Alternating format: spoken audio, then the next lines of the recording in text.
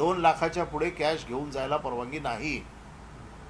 2 लाखाच्या पुढे घेऊन जायची असेल तर बँकेचं सर्टिफिकेट लागतं.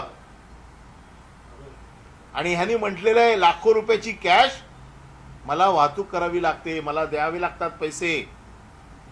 ही लाखो रुपयाची कॅश आली कुठून? हे लाखो रुपये कोणाचे आहेत? ते कोणाला दिले जातात?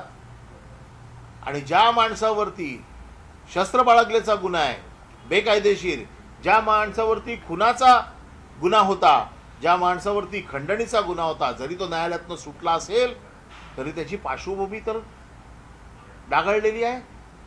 आणि अशा डागाळलेल्या माणसाला गृहराज्यमंत्री सुनावणी घेतात आणि शस्त्र परवाना देतात.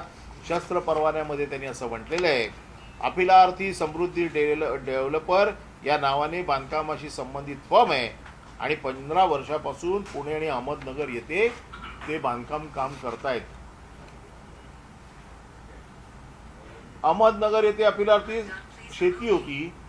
हे millennium national school Karve Nagar Pune येथे क्रीडा शिक्षक म्हणून 20 वर्ष कार्यरत होते.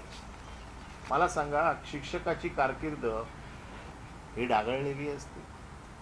शिक्षकाला कधी शस्त्र परवान्याची गरज लागते? अपिलार्थी यांनी बांधकाम व्यवसायामधील मोठ्या प्रमाणात रोख रकमेची देवाणघेवाण करावी लागते. खरं तिथेच विचारायला पाहिजे होते की हे रोख रक्कम तुम्ही आणताय कुठून आणि ही कशासाठी द्यावी लागते? बँकेचं सर्टिफिकेट आहे का तुमच्याकडे रोख रक्कम घेऊन जाण्यासाठी?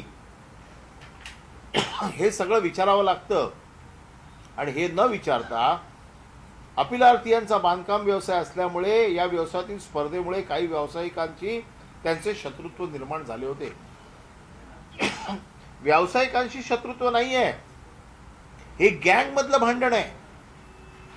पुण्यात ज्या मोठ्या मोठ्या गँग कार्यरत आहेत, ज्या गँग वॉर पुण्यामध्ये चाललेलं आहे, आपल्याला माहिती आहे की मारणे गँग आहे, गायवळ गँग आहे, मोहोळ गँग आहे, आंदेकर गँग आहे.